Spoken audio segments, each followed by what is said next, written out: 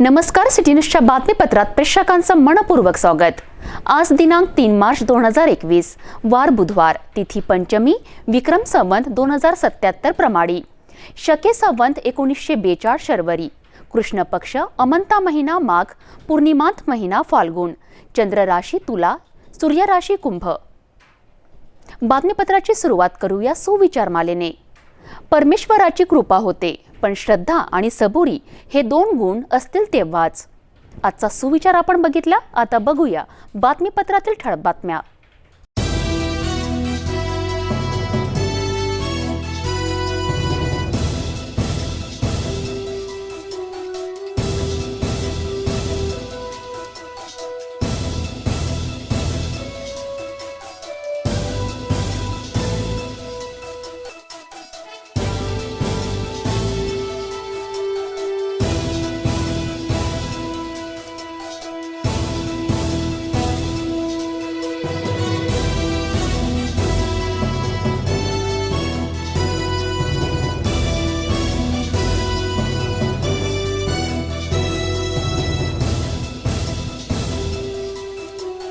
आपण ठळक बातम्या बघितल्या, आता घेऊया छोटासा ब्रेक।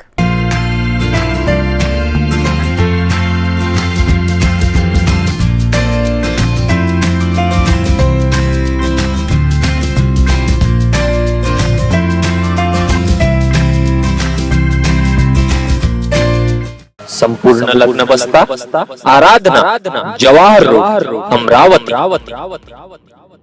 ब्रेक नंतर बघूया सविस्तर बातम्या। कोरोना लसीकरण मोहिमेत फ्रंटलाईन वर्कर्स नंतर आता ज्येष्ठ नागरिकांच्या लसीकरणालाही 1 मार्च पासून प्रारंभ झाला। जिल्हा सामान्य रुग्णालयातील नर्सिंग स्कूल येथील लसीकरण केंद्रावर सकाळी सर्वप्रथम 65 वर्षीय विनोद वितोंडे यांनी लस घेतली। यावेळी 68 वर्षीय डॉक्टर कमलेश बांगड व 62 वर्षीय श्रीमती सुनीता कमलेश बांगड या दाम्पत्याचेही लसीकरण झाले। कोरोना प्रतिबंध लस मिळणे ही मोठी उपलब्धी आहे। ही लस सुरक्षित आहेत, ती सगळ्यांनाच मिळणार आहे। तथापि अद्यापही कोरोनाची साथ मोठ्या प्रमाणावर असल्याचे नागरिकांनी दक्षता त्रिसूत्रीची पाळलीच पाहिजे, असे आवाहन यावेळी विविध ज्येष्ठ नागरिकांनी व्यक्त केले। जिल्हा रुग्णालयाबरोबरच अमरावती शहरात डॉक्टर पंजाबराव देशमुख वैद्यकीय महाविद्यालय, दंतचिकित्सा महाविद्यालय येथेही लसीकरण केंद्र असून अचलपूर, अंजनगाव सुर्जी, भातकुली, चांदूर बाजार, चांदूर रेल्वे, दर्यापूर, धारणी, मोर्शी, वरुड, तिवसा या तालुक्यांच्या ठिकाणीही उपजिल्हा रुग्णालय किंवा ग्रामीण रुग्णालयातील लसीकरण केंद्रे सुरू आहेत। या ठिकाणी कोविशिल्ड लस उपलब्ध आहेत।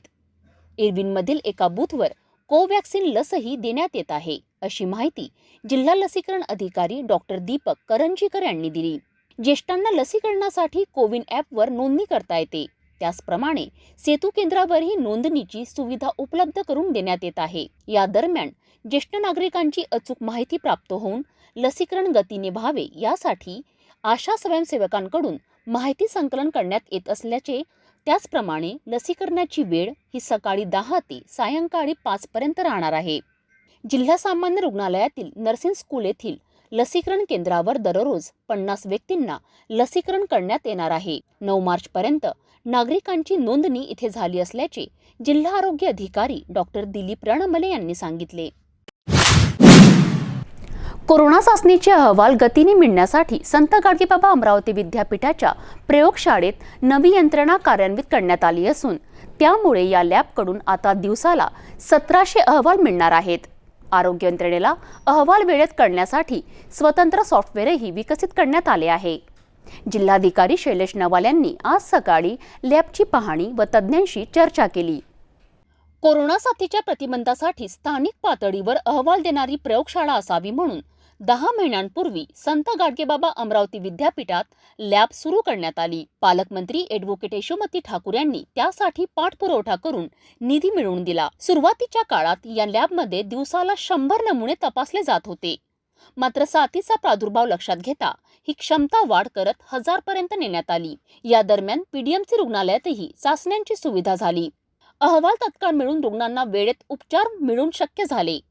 या कामाला आणखी गती मिळावी म्हणून आता विद्यापीठात नवी यंत्रणा कार्यान्वित करण्यात आली आहे। अशी माहिती जिल्हाधिकारी शैलेश नवाल यांनी दिली। या लॅबकडून आरोग्य यंत्रणेला वेळेत अहवाल मिळण्यासाठी स्वतंत्र सॉफ्टवेअर विकसित केले आहे। त्याचा युजर आयडी जिल्हा शल्यचिकित्सक कार्यालय व जिल्हा आरोग्य अधिकारी कार्यालयाला उपलब्ध करून दिला जाईल, असे कोविड-19 मॉलिक्युलर डायग्नोसिस लॅबचे नोडल अधिकारी डॉक्टर प्रशांत ठाकरे यांनी सांगितले। या लॅबमध्ये 4 कक्षात काम चालतात। सलग टेस्टिंग करता विविध पथके कार्यरत असून सुरक्षिततेचे सर्व उपाय योजण्यात आले आहेत। आपल्या कोविड-19 मॉलिक्युलर डायग्नोस्टिक लॅब संत गाडगेबाबा अमरावती विद्यापीठाच्या लॅबमध्ये हे नवीन इन्स्ट्रुमेंट काल 2 दिवसापूर्वी इथे आलेलं आहे। यामुळे आपल्या लॅबची कॅपॅसिटी जी आहे ती काही अंशी वाढलेली आहे। आधी आपल्याकडे एक ऑटोमेटेड एक्सट्रॅक्टर होता, आता हे आल्यामुळं आपल्या लॅबची कॅपॅसिटी जवळपास 1700 सॅम्पल पर डे पर्यंत आपण वाढवलेली आहे आणि त्याच्यामुळे जे काही सॅम्पलिंगचा टाईम वगैरे आहे, सॅम्पलचं जेव्हा आल्यापासून ते त्याचं ॲनालिसिस होतपर्यंत आपल्याला फार कमी वेळात आपण जास्तीत जास्त सॅम्पल्सचे रिझल्ट देऊ शकतो। आणि याच्यामुळे काय होते की जे काही नवीन पेशंट जे आहेत त्यांचे पॉझिटिव्ह आहेत की निगेटिव्ह आहेत त्याची माहिती लवकर मिळाल्यामुळं आपल्याला त्याच्यावर कंट्रोल करण्यासाठी एक चांगला असं सहकार्य या इन्स्ट्रुमेंटमुळे मिळेल। लॅबमधील स्टाफकडून प्रत्येक काम दक्षतापूर्वक केले जाते। गेल्या 10 महिन्यांपासून हे काम अविरतपणे सुरू असल्याची माहिती तंत्रज्ञ अपर्णा जाधव व सचिन औचार यांनी दिली आहे। महापौर चेतन गावंडे यांनी डॉक्टर पंजाबराव देशमुख वैद्यकीय महाविद्यालय व डेंटल कॉलेजची पाहणी केली। कोविड-19 लसीकरणाबाबत माहिती जाणून घेतली। पाहणी दरम्यान महापौर चेतन गावंडे यांनी कोविड-19 लसीकरण संदर्भात नागरिकांशी चर्चा केली। शासकीय निर्देशाप्रमाणे 1 मार्चपासून 3ऱ्या टप्प्यातील लसीकरणास सुरुवात करण्यात आलेली असून यामध्ये 60 वर्षापेक्षा अधिक वयोगटातील नागरिक तसेच सहव्याधी असणारे 45 ते 59 वर्ष वयाचे नागरिक यांना लसीकरण करण्यात येत आहे। केंद्र सरकारमार्फत वैद्यकीय सेवा देणाऱ्या नोंदणीकृत व्यावसायिक यांच्याकडून घ्यावयाच्या प्रमाणपत्राचा नमुना निश्चित करण्यात आला असून त्याच नमुन्यामध्ये प्रमाणपत्र सादर करणे, अपलोड करणे बंधनकारक आहे।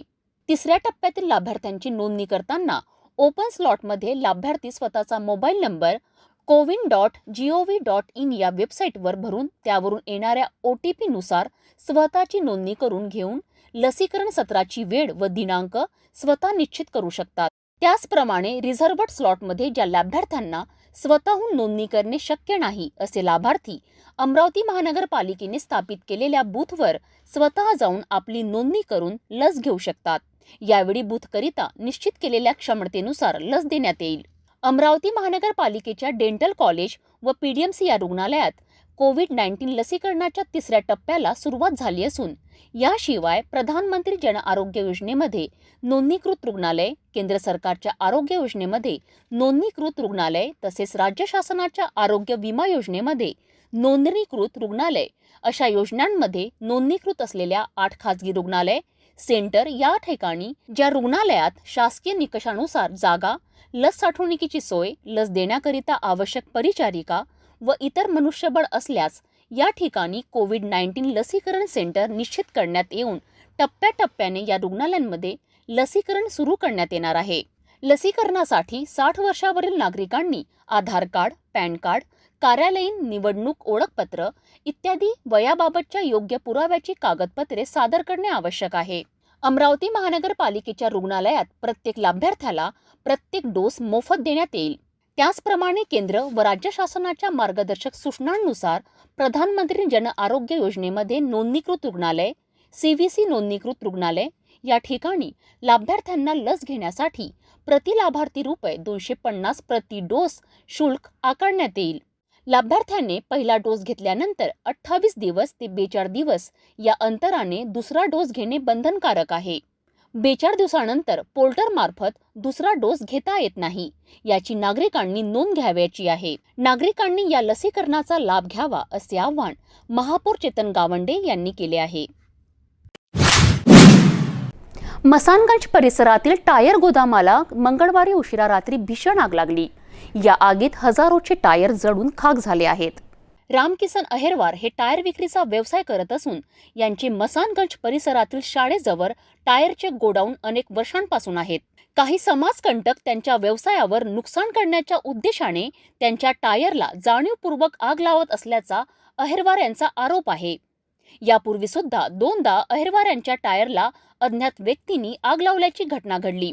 या संदर्भात अहिरवार यांनी गाडगेनगर पोलीस स्टेशनला 2दा तक्रार दिली असताना देखील मंगळवार रात्री पुन्हा अहिरवार यांच्या टायरच्या ढिगाराला अज्ञात व्यक्तींनी आग लावल्याची घटना घडली आहे.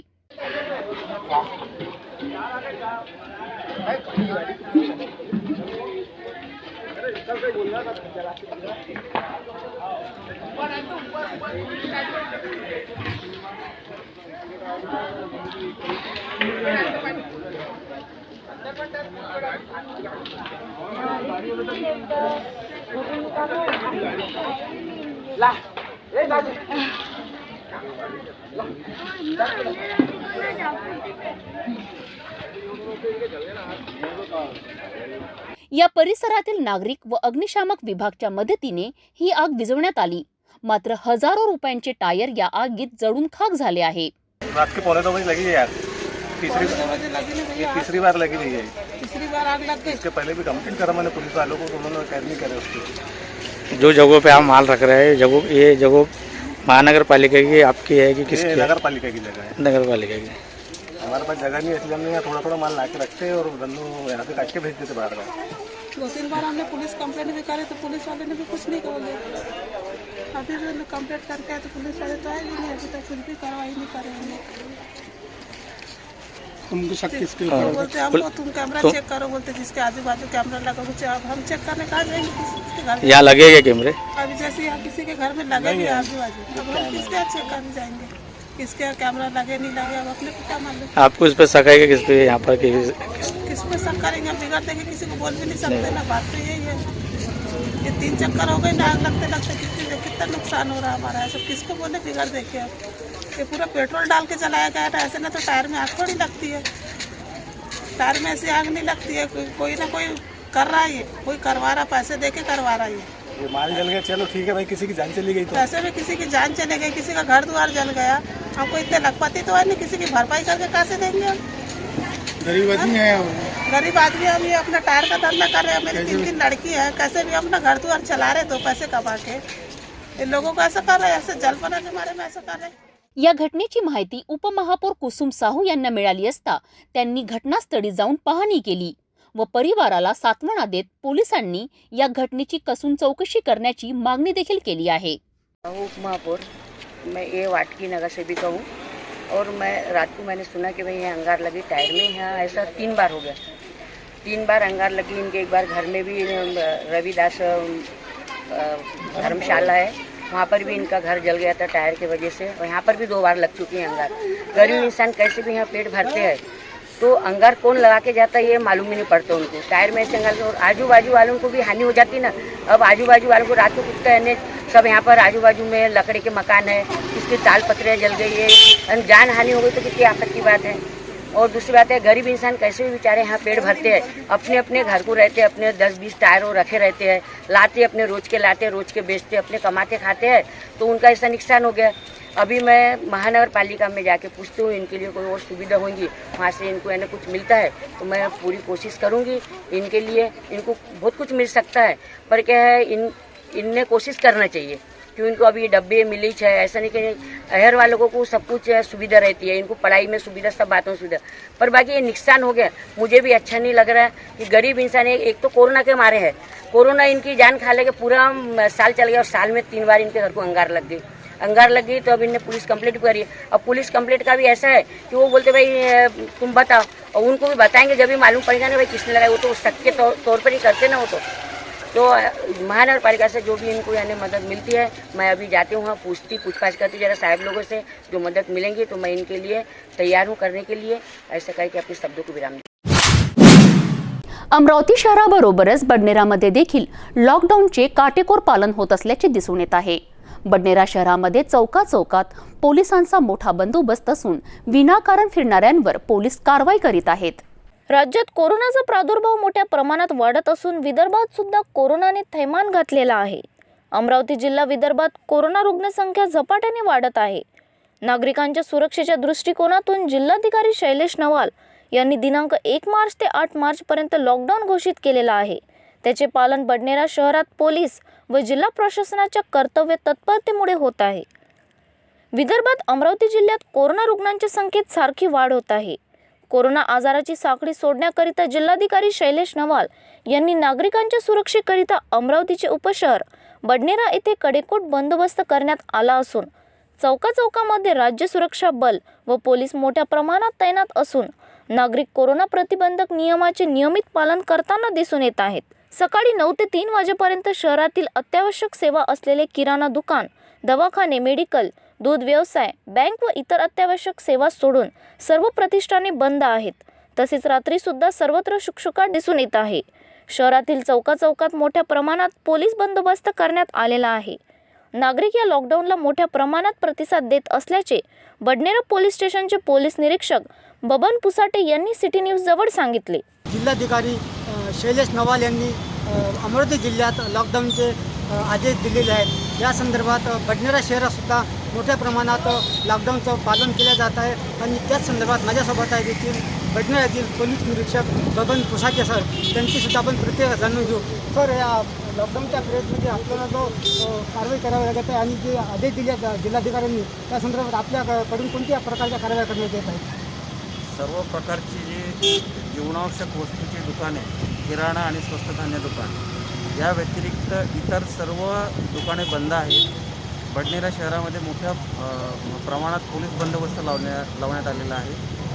पेट्रोलिंग सतत चालू आहे आणि सर्व शांतता आहे. त्यामुळे माननीय जिल्हाधिकाऱ्यांनी च्या आदेशान्वये सर्व प्रकारच्या कारवाया होत आहे आणि जे माननीय जिल्हाधिकारी साहेब यांच्या आदेशाचा भंग करेल त्यांच्यावर कलम 188 अन्वये कारवाया होत आहे. आतापर्यंत जे आपण कारवाई करत आहात यात आपल्याला नागरिकांना कसा प्रतिसाद मिळत आहे? नागरिकांकडून खूप चांगला प्रतिसाद मिळत आहे. सर्व शांतता आहेत आणि नागरिकसुद्धा उत्स्फूर्तीने बंदला प्रतिसाद देत आहेत. सर, ठिकठिकाणी आपल्या चौकीमध्ये पोलीस बंदोबस्त करतात दिसत आहेत आणि आपण नाकाबंदीसुद्धा करण्यात आलेली आहे. त्या संदर्भात आपण पोलीस स्टेशन संदर्भात काय माहिती देणार? नाकाबंदीमध्ये सर्व वाहने चीक होत आहेत. जी विनापरवाना अमरावती शहरामध्ये किंवा बडनेरा शहरामध्ये प्रवेश करत आहेत त्यांची विचारपूस करून त्यांच्यावर योग्य प्रकारची कारवाई करण्यात येईल. हे होते पोलीस निरीक्षक बबन पुसाटे सर. यांनी बडनेरा शहरात सुरू असलेल्या लॉकडाऊनबद्दल माहिती दिली आणि पोलीस यंत्रणा सज्ज असल्याचे सुद्धा सांगितले. बडनेरावरून मच्छिंद्र भटकर, सिटी न्यूज, अमरावती. दर्यापूर तालुक्यातील गणेशपूर गावातील 4 एकर जागेवर रातोरात अतिक्रमण करून झोपड्या उभारण्यात आल्याची घटना समोर आली असता गावातील नागरिकांनी हे अतिक्रमण त्वरित काढण्याचे निवेदन गणेशपूर येथील BDO व दर्यापूर पोलिसांना दिले आहेत.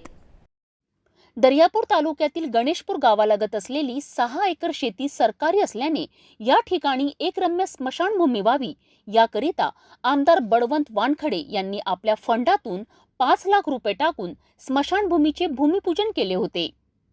त्याकरिता 1 एकर जागा ही सरकारी देण्यात आली होती. उरलेल्या 5 एकरवर अचानक पारधी समाजाच्या नेत्यांनी, कार्यकर्त्यांनी, रहिवाशांनी आखणी करून जागेचं आपणहून स्वतः वाटप केले होते. नंतर त्यावर कापडाचे पाल, काट्या, बांबू लावून उभारले होते, ज्यामुळे एकदमच हाहाकार उडाला. कारण शासनाची जागा व त्यावर त्याच गावातल्या ग्रामस्थांचा अधिकार असताना तिचे आजूबाजूच्या परिसरातील पारधी समाज बांधव एकत्र येऊन अतिक्रमण करायला लागले होते. ही बाब गणेशपूर ग्रामस्थांच्या लक्षात आली असता सर्व ग्रामस्थ प्रथम BDO कार्यालय दर्यापूर व नंतर दर्यापूर पोलीस स्टेशनवर धडकले व त्यांची एकच मागणी होती की पूर्ण परिसर हा खाली करून मोकळा करावा. रात्री एका रात्रीमध्ये आमच्या गावामध्ये जे गायरान क्षेत्र होतं 6 एकराचं, याच्यावर काही बाहेर गावातील लोकांनी अनधिकृतपणे 78 कुटुंबांनी कब्जा केला आणि एका रात्री 1 घंट्यामध्ये जवळपास आपल्या ज्या 100 खोपड्या आहेत त्या उभ्या केल्या. ग्रामपंचायतनी ही जी जागा आहे ही जागा स्मशानभूमीसाठी दिली होती. स्मशानभूमीचं बांधकाम जे सुरू झालेलं होतं आणि या लोकांनी अचानकपणे या ठिकाणी जो कब्जा केलेला आहे त्यामुळे आता सर्वजण घाबरलेले आहेत गावातले. कारण की गावामध्ये कोणत्याही प्रकारचे गावामध्ये शिवीगाळ, जाणं येणं ह्या ज्या वर्दळ वाढलेल्या आहेत त्याच्यामुळे गावामध्ये आणि त्या लोकांमध्ये थोडासा असंतोष वाढलेला आहे. भविष्यात त्याच्यामध्ये गावाला त्रास होणार आहे आणि आता पुढे काय होईल हे काही सांगता येत नाही. आम्ही ग्रामसेवक यांच्याकडे निवेदन दिलेलं आहे, तहसीलदार साहेब यांच्याकडे सुद्धा निवेदन दिलेलं आहे, पोलीस स्टेशनमध्ये सुद्धा आम्ही तशी तक्रार दाखल केलेली आहे. 2 दिवस झाले याच्यावर अजून कोणतीही प्रकारची कारवाई होत नाही. पोलीस स्टेशनमध्ये केव्हा तक्रार नोंदवली आपण? काल तक्रार आम्ही नोंदवलेली आहे ग्रामसेवक यांच्यामार्फत. पोलिसांनी आमची कुठल्याही प्रकारची ऐकून घेतलेलं नाही आहे. त्यांचं म्हणणं आहे की तुम्ही तक्रार ही जी आहे ती ग्रामसेवकामार्फत घेतल्या जाईल, गावाच्या याच्यामध्ये काही संबंध नाही. पण गावामध्ये जागा असल्या कारणानं गावातल्या लोकांना जर ते मिळालं असती तर गोष्ट वेगळी असती, पण बाहेरगावच्या लोकांनी येऊन त्या ठिकाणी अतिक्रमण केलेलं आहे. गावामधले असे काही लोक त्या ठिकाणी अतिक्रमण केलेलं आहे की जे ग्रामपंचायतचे सदस्य आहेत, काही त्याच्यामध्ये शासकीय नोकरीवर आहेत, गावामध्ये प्रत्येकाला घरकुलचा लाभ घेतलेला आहे, अशा लोकांनी सुद्धा त्या ठिकाणी अतिक्रमण केलेलं आहे. आमचं म्हणणं फक्त एवढंच आहे की प्रशासनानं आम्हाला सहकार्य करून या ठिकाणी हा जो गावावर कब्जा केलेला आहे बाहेरच्या लोकांनी हा त्वरित काढण्यात यावा. अन्यथा आम्ही 2 दिवस वाट पाहू आणि कलेक्टर साहेबांना आम्ही निवेदन देऊन 2 दिवसानंतर आम्ही उपोषणाला बसण्याची तयारी ठेवलेली आहे. आज आपण दर्यापूर पोलीस स्टेशनला आले आहेत. ठाणेदार यांची काय प्रतिक्रिया आहे तुम्ही सांगितलं? ठाणेदार साहेबांनी सांगितलेलं आहे की प्रशासन आपलं काम करत आहे, कार्यवाही करत आहे, पण आम्हाला कुठल्याही प्रकारचं सहकार्य मिळत नाही आहे आणि जेवढ्या फास्ट हे काम व्हायला पाहिजे तेवढ्या ठिकाणी होत नाही. आता त्या ठिकाणी मंदिराचं, बोरिंगचं, याची सर्व कामं जे आहेत कुठल्याही प्रकारच्या कामाला थांबलेलं नाही आहे.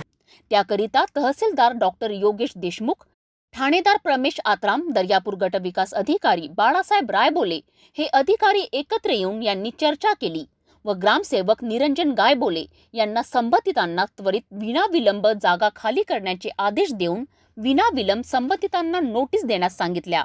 गणेशपूर गावाच्या पश्चिमेस 1 किलोमीटर अंतरावर जी एकलाच जमीन आहे, भूमापन क्रमांक 7, त्या ठिकाणी 2.67 आर जी शासनाची जमीन आहे, त्या शासनाच्या जमिनीवरती गणेशपूरचे काही स्थानिक पारधी बांधव आणि दर्यापूर बनवसामधले काही बांधव त्या ठिकाणी जाऊन अतिक्रमण केल्याची माहिती आम्हाला प्राप्त झाली होती. त्याबाबत सविस्तर माहिती घेऊन तहसीलदार साहेब, BDO, आम्ही स्वतः आणि माननीय उपविभागीय पोलीस अधिकारी साहेब सर्वांनी या घटनास्थळाला भेट देऊन त्या घटनास्थळाची पाहणी केली. त्या ठिकाणी जवळपास 60 ते 70 पारधी बांधवांनी साड्या, बल्ल्या वगैरे उभारून बांधून त्या ठिकाणी अतिक्रमण केल्याची बाब निष्पन्न झाली. सदरची शासनाची जागा असल्याने तहसीलदार साहेबांनी त्यांना सदरचे अतिक्रमण काढण्याबाबत समज देखील दिली, परंतु अद्याप तरी त्या लोकांकडनं तिथला अतिक्रमण स्वतःहून काढलेला नाही आहे.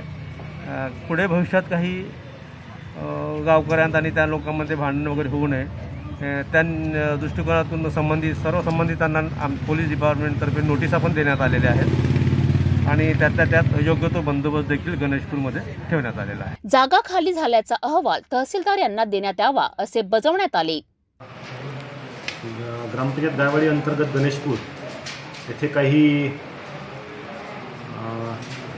अतिक्रमणधारक मंडळींनी आमच्या ग्रामपंचायत मालकीच्या E-क्लास शासकीय जमिनीवरील अतिक्रमण केलेलं आहे.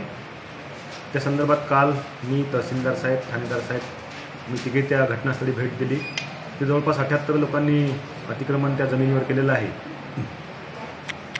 सदर जमिनी आमच्या जिल्हा परिषदेच्या मालकीची असून तिथे त्या लोकांनी अतिक्रमण करायला नको होतं. शासनाची आहे, त्याचे नियम आहेत काही. 2011 नंतरच आधीचं जर अतिक्रमण जागेवरचं असलं गावठाण वगैरे तर ह्याचा प्रस्ताव आम्ही माननीय उपविभागीय अधिकारी यांच्याकडे पाठवतो आणि त्यांच्या ती समिती आहे, त्या समितीचे BDO सचिव आहेत, त्यात आम्ही मंजूर करतो. अशा पद्धतीचं जर या ठिकाणी काही केलं गेलं असतं तर त्या बाबतीत निश्चितच तोडगा काढला गेला असता. परंतु आता त्या लोकांनी एकाच दिवसात अतिक्रमण केलं आणि बांधकामाला सुद्धा सुरुवात केल्याचं काही मंडळी, गावकरी मंडळी माझ्याकडे आले. तर या बाबतीत आम्ही पोलीस विभागाकडे तक्रारसुद्धा दिलेली आहे ग्रामपंचायतने. त्यानंतर त्यांना पोलीस संरक्षण मागून ते अतिक्रमण खाली करण्याची कारवाई ग्रामपंचायत या 1-2 दिवसात करणार आहे. धन्यवाद. तेव्हा सर्व गणेशपूर ग्रामस्थ शांत झाले. मात्र एकाच रात्री पालांच्या झोपड्यांचे गाव कसे बसले याचं सर्वत्र नवल होत आहे.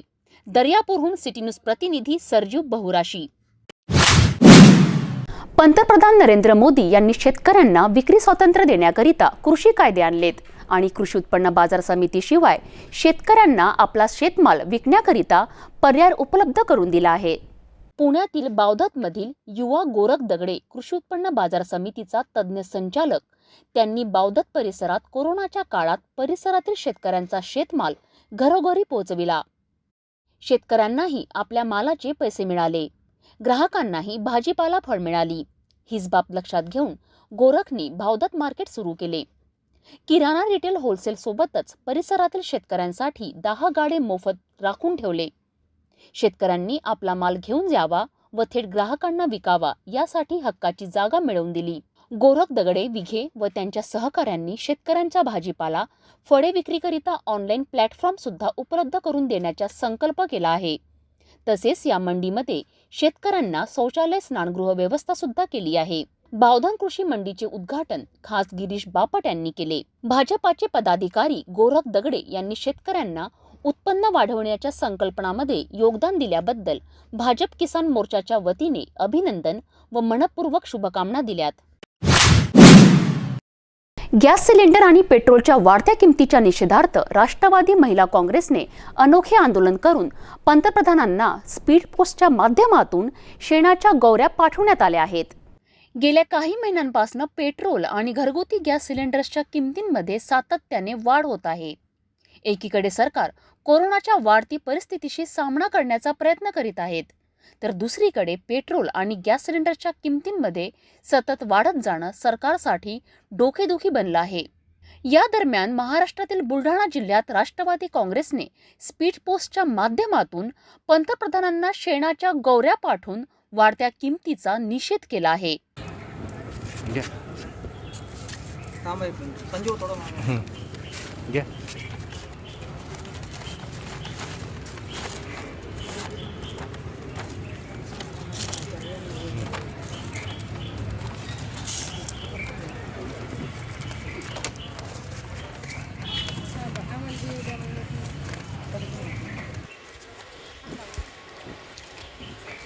बुलढाणा जिल्ह्यात कोरोना बाधितांच्या संख्येत झपाट्याने वाढ होत असताना जिल्हाभर संचारबंदी जाहीर झाल्यामुळे महिलांच्या निवडीसाठी नियमांचे पालन करत बुलढाणा येथील कारंजा चौकातील टपाल कार्यालयासमोर आज हे आंदोलन करण्यात आले. आम्ही राष्ट्रवादी महिला काँग्रेस जिल्हा बुलढाणातर्फे इंधन दरवाढ विरोधात आम्ही इथे आज निषेध करत आहोत.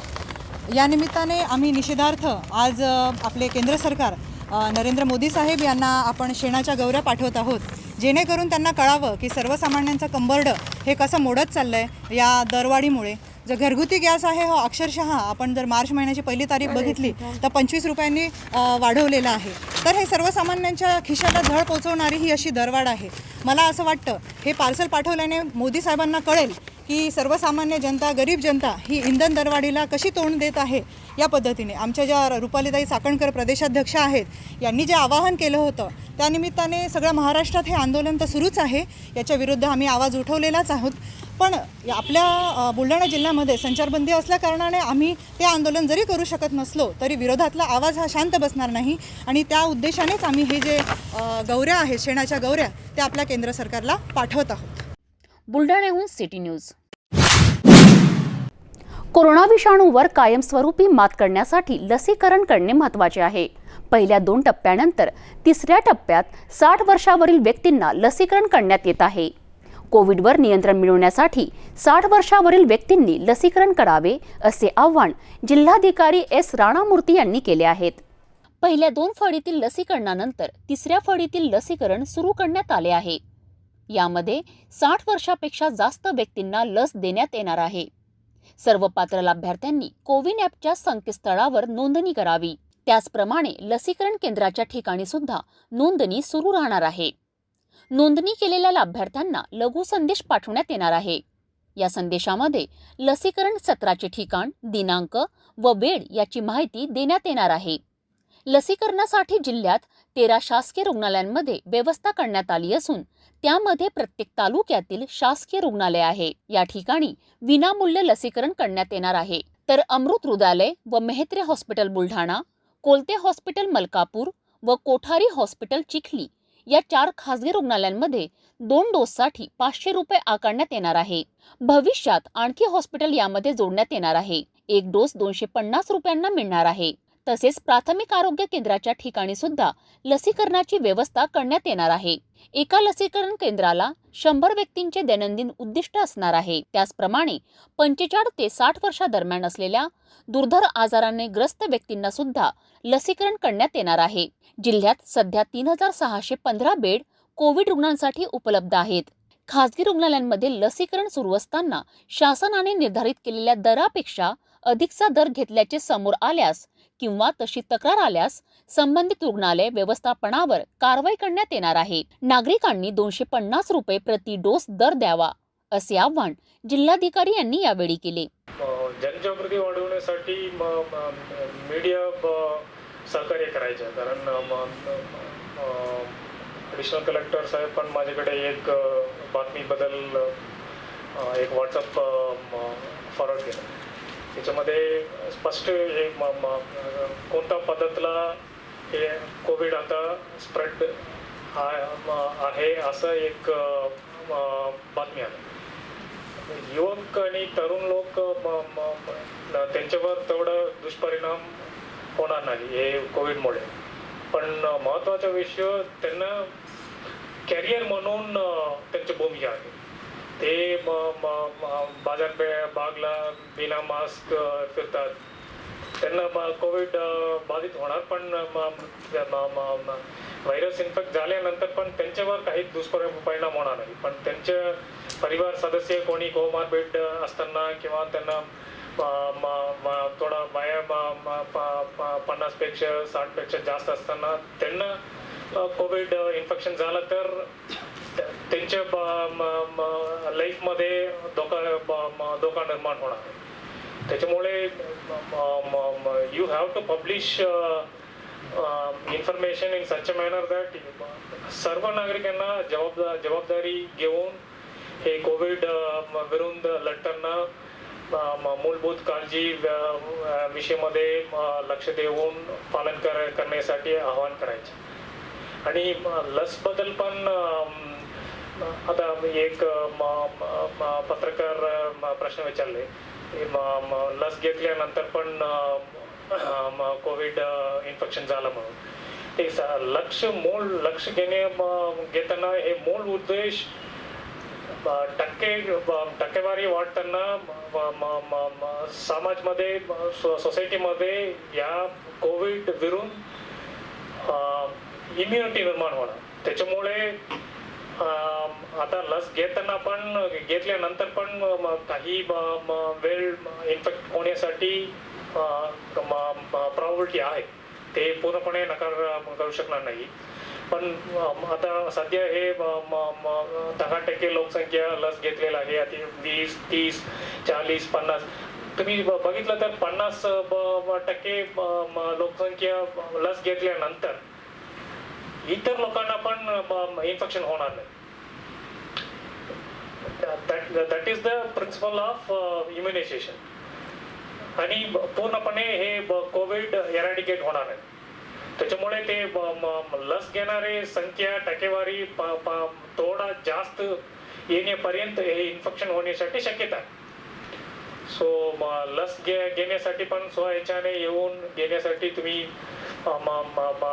पत्रकार मंडळी सहकार्य करायच्या, लोकांना प्रोत्साहन करायच्या आणि जनजागृती वाढवण्यासाठी मदत करायच्या असं आवाहन करून मी माझ्या भाषण संपवतो.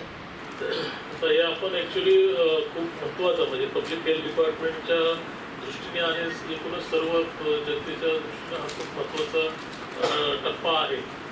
आतापर्यंत जे व्हॅक्सिनेशन झालं ते आपलं आमचे जे हेल्थ केअर वर्कर आणि जे फ्रंटलाईन वर्कर आहेत त्यांच्यासाठी. तर आता जो आहे पुढचा टप्पा, आता जे अगोदरच आपण सांगितलं होतं त्याप्रमाणे जे 60 वर्षाच्या वरचे आपले नागरिक आहेत, सर्व नागरिक त्यांचं, आणि 45 ते 59 या जो वयोगट आहे त्यातमधले ज्यांना डायबिटीज असेल, हायपरटेन्शन असेल किंवा कुठलेही गंभीर आजार असतील तर त्यांना सुद्धा याच्यामध्ये आपण व्हॅक्सिनेशन आता आजपासून सुरू करत आहोत. दुसरं एक सांगायचं म्हणजे आतापर्यंत फक्त आपल्या जे बुलढाण्यामध्ये जर विषय केला तर 13 जे गव्हर्नमेंटच्या ज्या संस्था आहेत त्याच्यामध्ये 5 PSC आणि उरलेले ऑरेंज याच्यामध्ये आपलं वॅक्सिनेशन सुरू आहे सध्या. तर याच्यामध्ये आता जे PMJY योजना आहे शासनाची, त्याच्यामध्ये जे एम्पॅनल्ड प्रायव्हेट हॉस्पिटल आहेत खाजगी, तिथे सुद्धा हे वॅक्सिनेशन सुरू करायचं आहे. तर तिथं करताना आता सध्या 4 हॉस्पिटल खाजगींना मान्यता मिळालेली आहे. त्याच्यामध्ये आहे अमृत हृदयालय बुलढाणा, मेहत्री हॉस्पिटल बुलढाणा, कोलते हॉस्पिटल मलकापूर आणि कोठारी हॉस्पिटल चिखली, असे 4 हॉस्पिटल आहेत. आणि उर्वरित अजून जे 9 हॉस्पिटल आहेत, 9-10 हॉस्पिटल, तर ते नंतर जसं आपल्याला सूचना मिळतील शासनाकडून त्याप्रमाणे सुरू करणार आहे. एक नजर बातमीपत्रातील अन्य महत्त्वाच्या घटनांवर. कोविड-19 महामारी दरम्यान राज्यातील जनतेची परिस्थिती फारच बिकट होती आणि आजपर्यंत जनता यामधून बाहेर पडलेली नाही. असे असताना सरकारने बिल न भरू शकलेल्या जनतेची 20 मीटर कापण्यास सुरुवात केली होती. त्यावर विधानसभेत चर्चा होईपर्यंत वीज तोडणी थांबवण्यात येत असल्याचे विधान उपमुख्यमंत्री यांनी सोमवारी केले. परंतु महामारीमुळे केलेल्या लॉकडाऊन दरम्यान म्हणजे 1 एप्रिल 2020 पासून वीज दर वाढ करून जास्तीचे वीज देयके देण्यात आलीत. ती रद्द करून 200 युनिट वीज बिल माफ करावे आणि शिवसेनेकडून जनतेला दिलेले वचन पाळावे. याबाबत राज्यात अनेक आंदोलन करून निवेदन दिलेले आहेत. वेळोवेळी मंत्रिमंडळात चर्चाही झाली. तसेच याबाबत केंद्र सरकारकडे प्रस्ताव पाठवल्याची माहिती संबंधित मंत्री महोदयांनी प्रसार माध्यमांनाही दिली. परंतु आजपर्यंत सरकारकडून याबाबत निर्णय घेतलेला नाही. उलट मागील काही दिवसात नागरिकांचे वीज कनेक्शन कट करण्याची कारवाई सुरू केली आहे. त्यामुळे कोविड दरम्यानचे मार्च ते ऑगस्ट या महिन्यांचे 200 युनिट वीज बिल माफ करावी. MSEB कडून 1 एप्रिल 2020 पासून करण्यात आलेली वीज दर वाढ मागे घ्यावी. शिवसेनेच्या वचननाम्याप्रमाणे 300 युनिट पर्यंत 30% स्वस्त वीज देण्याचे वचन पूर्ती करावी. काँग्रेस व राष्ट्रवादीच्या शपथनाम्यात औद्योगिक विजेचा दर अन्य राज्यांशी स्पर्धात्मक ठेवणार असल्याचे म्हटले होते, त्याची पूर्तता करावी. मार्च 2020 ते मार्च 2021 या काळातील थकीत वीज बिलावर कोणतेही व्याज आकारू नये. राज्य सरकारचा 16% अधिभार आणि वहन कर रद्द करण्यात यावा. वीज कंपन्यांचे CAG ऑडिट करण्यात यावे. हे प्रश्न कायमस्वरूपी निकाली काढण्यासाठी आपण आता याच विधानसभा अधिवेशनात हे विषय मांडून यावर चर्चा करून जनहितार्थ योग्य निर्णय घ्यावे, अशी मागणी आम आदमी पार्टीकडून धामणगाव विधानसभा मतदारसंघाचे आमदार प्रताप अडसड यांनी मेलद्वारे पाठवलेल्या आम आदमी पार्टीचे पश्चिम विदर्भ संघटन मंत्री नितीन गवळी, मेहमूद हुसेन, चांदूर रेल्वे येथील कार्यकर्ते विनोद लहाणे, गोपाल मुरायते, चरण जोल्ले, पंकज गुडदे, श्रीकृष्ण भगत यांच्या सह्या असलेल्या निवेदनातून करण्यात आलेली आहे. आज सध्या तरी महाराष्ट्र राज्याचं अधिवेशन चालू आहे आणि त्यामध्ये जे लॉकडाऊनच्या दरम्यान गोरगरीब जनता विजेच्या बिलाने होरपळून निघालेली आहे, तर आम्ही आजच्या राज्यव्यापी आंदोलनाचा भाग म्हणून आज प्रत्येक विधानसभा क्षेत्रातल्या आमदारांना आम्ही आम आदमी पार्टीकडून निवेदन दिलं की आपण सरकारचं लक्ष आधी विजेच्या प्रश्नावर हेरावं आणि त्यांना जे 4 महिन्याचं लॉकडाऊनमधील वीज बिल जास्त वाढीव आलेलं आहे ते आधी माफ करायला लावा, भाग पाडावं. कारण की या शिवसेनेनं आपल्या वचननाम्यात दिलं होतं की आम्ही आम्ही 30% विजेचा भार कमी करणार. काँग्रेस राष्ट्रवादीने आपल्या शपथनाम्यात लिहून दिलं होतं की आम्ही सत्तेत आल्यानंतर वीज बिल कमी करणार. मात्र हे दोन्ही लोक आताही जनतेशी खेळखंडोबा करतायत. आम्ही निवेदन देऊन त्यांना सांगतोय की आपण हे वीज बिल लॉकडाऊनमधील जनतेचं माफ करावं. प्रादुर्भाव को देखते हुए माननीय जिलाधिकारी साहब से जब हमने निवेदन किया कि पुनः लॉकडाउन न लगाया जाए, तब माननीय जिलाधिकारी साहब ने कहा था कि मुझे आप कुछ व्यापारियों की रिपोर्ट 100-200 व्यापारी की रिपोर्ट सब आप निकाल लेवे और यदि मुझे समाधान होता है तो मैं व्यापार शुरू करने की कोशिश करूँगा. इस तहत हम लोगों ने आज टेस्टिंग का कैंप रखा था जो सुबह 10 बजे चालू हुआ और अभी 2:30 बजे ख़त्म हुआ. करीब 216 लोगों ने इस कैंप में भाग लिया और यह रिपोर्ट कल तक आनी है. उसके बाद हम सभी SDO साहब से, कलेक्टर साहब से आपके माध्यम से निवेदन करना चाहते हैं कि जिस प्रकार आपके शब्दों का मान रखते हम लोगों ने आपको सहयोग किया, उसी प्रकार प्रशासन हम व्यापारियों को रिपोर्ट देखकर हमें व्यापार करने की अनुमति दे. इस पर क्या कहेंगे? आपकी जो लॉकडाउन है, अगर इसके बावजूद भी अगर अनुमति नहीं मिलती है तो आपकी क्या भूमिका रहेगी? नहीं, मुझे ऐसा लगता है कि माननीय जिलाधिकारी साहब को हमने जो निवेदन दिया था, उस निवेदन के प्रत्युत्तर में उन्होंने हमें उत्तर दिया था कि यदि आप लोग व्यापारी लोग जांच करते हैं तो हम आपको पूरा सहयोग करेंगे। इसलिए जिस प्रकार हम लोगों ने उनको सहयोग किया, इस प्रकार प्रशासन की जवाबदारी बनती है कि हमें सहयोग करे। अगर आपके और जो है व्यापारी को कोई दूसरा रास्ता अपनाना पड़े, क्योंकि ये कोरोना का समय है, बहुत कठिन काल है। ऐसे में हम चाहते हैं कि सरकार से हम असहयोग करें। आपके हम कोई प्रकार का असहयोग आंदोलन नहीं करना चाहते हैं मजबूरन, लेकिन किंतु यदि प्रशासन हमें सहयोग नहीं करेगा तो हमें उस बारे में सोचना पड़ेगा। आपके व्यापारी बंधुओं में अगर 10-20 लोग अगर कोरोना पॉजिटिव निकल जाते हैं, ऐसी स्थिति में भी आपको अनुमति मिलेगी क्या, या फिर आप क्या? जी बिल्कुल सही सवाल आपका। इसमें हमने एसडी साहब से हमने इस बारे में बात की तो उन लोगों की दुकानें नहीं खुलेंगी, जो लोग पॉजिटिव आएंगे उनकी दुकानें नहीं खुलेंगी, और निश्चित रूप से वो व्यापारी भी अपनी दुकानें नहीं खोलेंगे, क्योंकि वो इसका इंपॉर्टेंस समझते हैं। वो अपना इलाज कराएंगे, और जो जिनकी रिपोर्ट नेगेटिव है उनकी मार्केट दुकानें खुलनी चाहिए। अभी आपके ना स्वैप लेने के, नाक के स्वैप लेने की जांच हो रही है? RT-PCR एंटीजन नहीं हुआ, ये गले का सैंपल लिया गया, RT-PCR टेस्ट लिया गया, और करीब 216 लोगों ने इसमें भाग लिया। अच्छा, आशीष जी आपकी क्या प्रतिक्रिया बताइए? बंद होने से क्या क्या भुगतना पड़ रहा है व्यापारियों को? व्यापारियों को काफ़ी मुश्किलों से सामना करना पड़ा इन सब चीज़ों को। जैसे लेबर वर्क सबसे ज़्यादा परेशान हुआ है, और आम जनता भी बहुत परेशान हुई। शादियों का सीज़न चल रहा था, गर्मी का सीज़न लग गया है, सारे व्यापारियों के पास माल बहुत ज़्यादा पैमाने में भरा पड़ा था। इन सबको देखते हुए फिर कलेक्टर साहब ने जो ऑर्डर पास किया था, SDO साहब से हमारी चर्चा हुई थी कि एक बार व्यापारियों की सबकी टेस्टिंग हो जाए तो हम एक निष्कर्ष पे आ जाएंगे जल्द से जल्द कि हमें क्या करना है। तो उनके आदेश का हमने पूरा पालन करते हुए हमने आज एक कैंप ऑर्गेनाइज किया जो SDO साहब ने करवाए थे पूरा सपोर्ट करके, और आज 216 लोगों की टेस्टिंग हमने यहाँ पे की है, और अभी फाइनल पूरा क्लोज कर रहे हैं यहाँ पे। कल शाम तक के रिपोर्ट आने के आसार है, और जल्द से जल्द जैसे कि SDO साहब ने कहा है कि रिपोर्ट्स आ जाती है तो जल्द से जल्द मार्केट खुलवाने की वो प्रयासरत है। कितने से कितने बजे तक की अनुमति मांगी है आपने दुकानें शुरू करने की? अभी उस फिलहाल में तो ऐसा पूरा समय का हमने कुछ बात नहीं कर, 5 बजे तक के बोला है, और शनिवार और रविवार जनता कर्फ्यू का बोला हुआ है। ये आज प्रतिक्रिया ऐसी है कि काफ़ी किराना एसोसिएशन की दुकानें चालू है, बाकी अपने बाकी एसोसिएशन की सब की दुकानें बंद हैं, जिनका काफ़ी नुकसान हो रहा है, क्योंकि दुकान में सीज़न का माल आके पड़ा है। वो भी चाहते हैं कि उनकी दुकानें खुले, दुकान बंद रहने से काफ़ी डस्ट ये नुकसान होता है। कुछ माउस यानी उंदीर चूहा काफ़ी नुकसान करता है दुकानों में, तो वो हिसाब से दुकान खुलने की भी अनुमति नहीं है। तो सबकी इच्छा ऐसी है कि ये टेस्टिंग से, ये टेस्ट होने के बाद SDO साहब से निवेदन है कि जल्द से जल्द हमारे व्यापारी भाइयों की दुकानें खुलनी चाहिए, और सबका साथ सबका विकास, और सब स्वस्थ और व्यस्त रहे। अब देखो, हमेशा के लिए तो व्यापारी भुगत रहा है, टैक्स भी व्यापारी भर रहा है, बिजली का बिल भी व्यापारी भर रहा है। इसके बावजूद भी ऑल ट्रेडर्स एसोसिएशन के माध्यम से जो आज कोरोना टेस्ट का कैंप लिया गया, इस कैंप के अंदर 216 व्यापारियों ने भाग लिया। हम चाहते हैं कि जिन्हें अपना व्यवसाय चालू करना है वह कृपया कल 9 बजे से कुटीर रुग्णालय जाके अपना टेस्ट करवाए और अपनी दुकानें खुलवाएं। आज माननीय जिलाधिकारी साहब और SDO साहब, इन दोनों ने मिलकर जो इस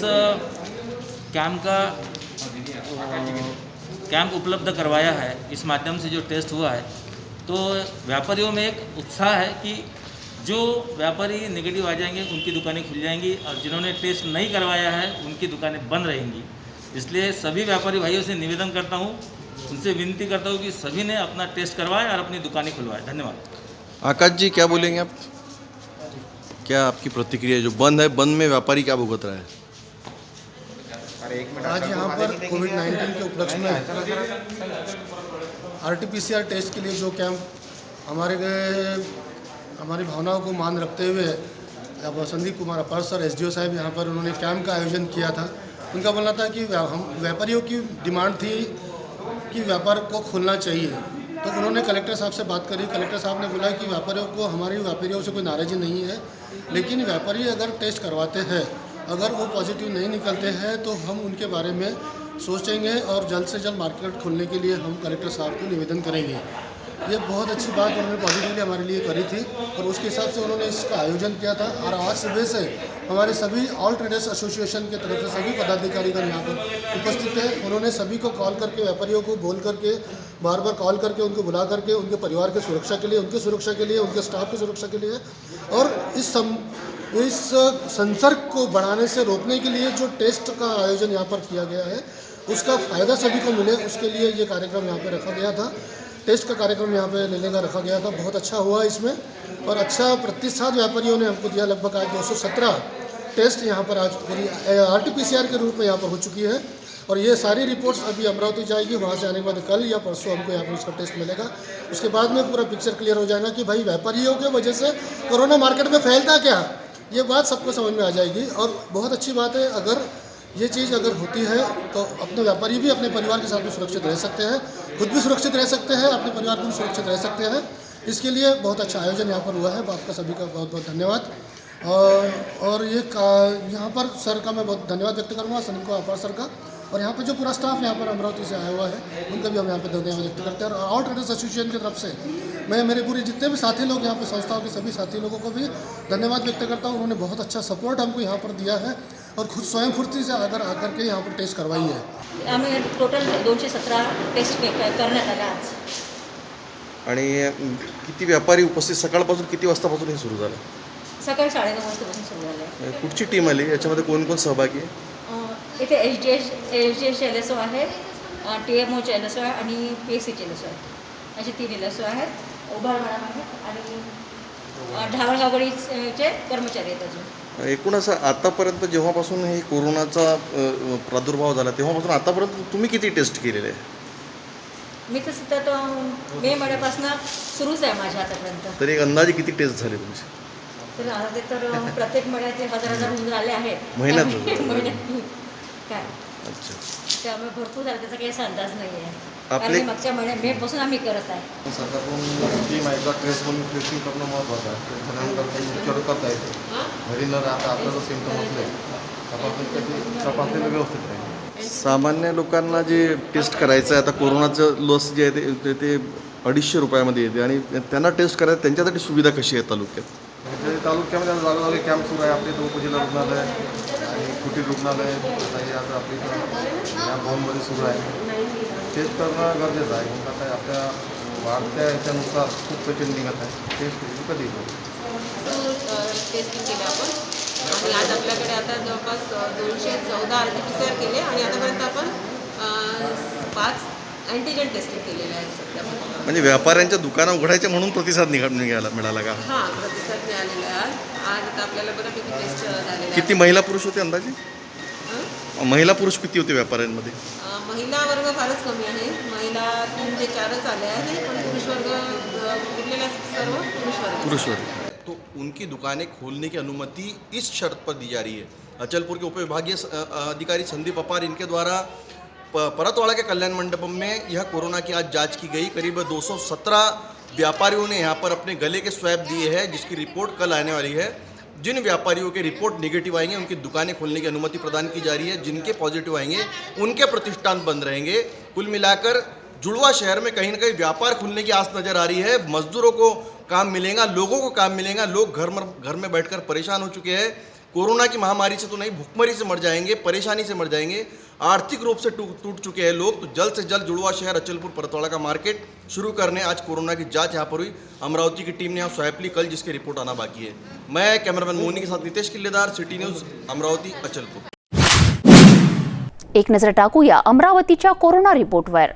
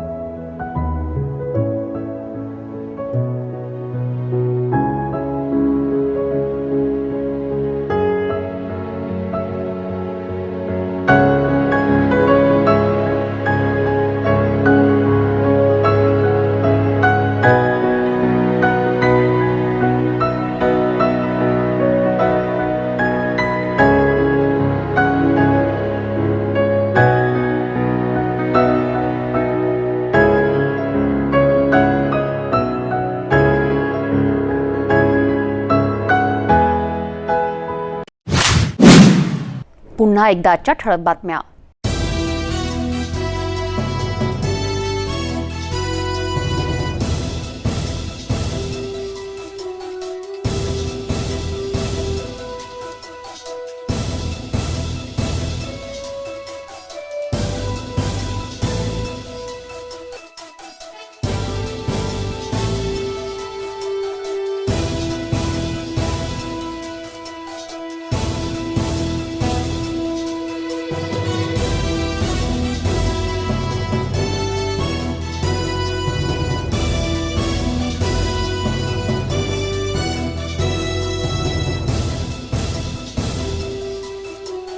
आपण आता सिटी न्यूज चॅनल आपल्या टीव्हीवरही बघू शकता. यामध्ये GTPL channel 73, SCN channel 9, city cable channel 92 वर.